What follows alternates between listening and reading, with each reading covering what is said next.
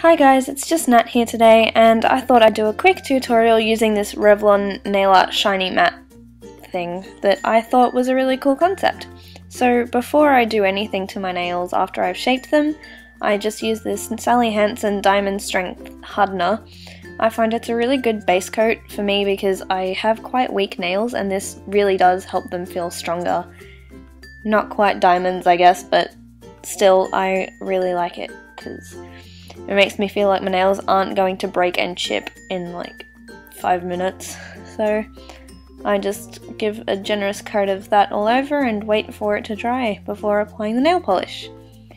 So now onto the nail polish. I start off with the matte side on this, which is a deep burgundy colour in the colour I have, and just apply a thin coat all over the nails, just trying to work as fast as I can, purely because it is a matte nail polish and it sets quite fast and then it'll get a bit glunky and weird if you aren't very careful. And I personally struggle a bit with the thumb and this nail, as you can probably see, but the thumb is kind of my nemesis because the brush isn't too wide. It's kind of normal sized, but I just think the thumb, because it is a wider thing, just gets a bit complicated, but it's fine, we get there in the end. So just to help my nails dry a bit faster, I like to use one of these little air things that's like a fan, and I just got this one from Sportsgirl, but this is totally up to you. You could just sit there watching TV or whatever while you wait, but that's just what I like to do to speed things up a bit. And then once that's dry and no longer tacky, I just go over with a second coat to deepen up the colour a little bit and make sure the cover is totally even all over the nail.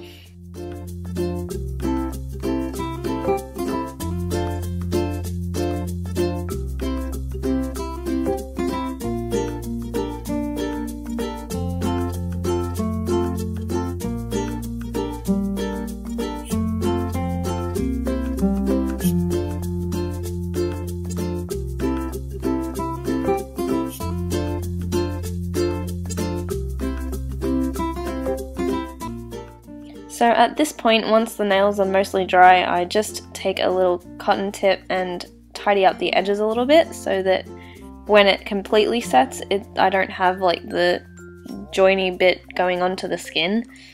And as you can see, sometimes it does transfer the colour a little bit if you don't constantly change the Q-tip, but I don't worry too much about that because the colour will come off the fingers and the skin when I wash my hands afterwards, so not a big deal. And now I take the finer tip side, which is the gold in this case, and you can be more creative with this, but I just do a thin line right down the middle of my nail, which I think just adds a little extra dimension and is a nice contrast with the matte, and I really like this colour combination. I feel like it's good for winter and autumn as well because of the deep tones and the gold, because I normally much prefer silver as a colour, but I don't know, I really like this. I think it just adds something special, and it's really easy to control because of how thin the brush is, and it's not overly soft or overly stiff. It gives you a good amount of control while you're using it, but you've just got to be careful that you don't get too much or too little product on the brush because then it can go a little bit funny.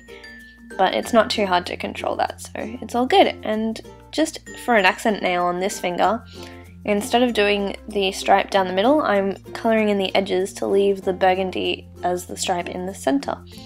And I find it's easier to do it this way just because you have more control with the gold than you would trying to do a stripe with the thicker burgundy colour.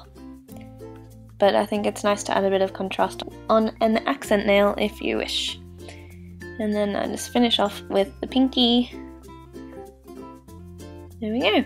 And I just tried to do these as straight as possible, but I am not a particularly good nail whiz, so that's the extent of my creativity, I'm afraid. But there you can see the finished product, including the nail I forgot to tidy up. But it just adds something nice, and I really, really love the contrast that you can get with the Revlon stuff. So hope you enjoyed it.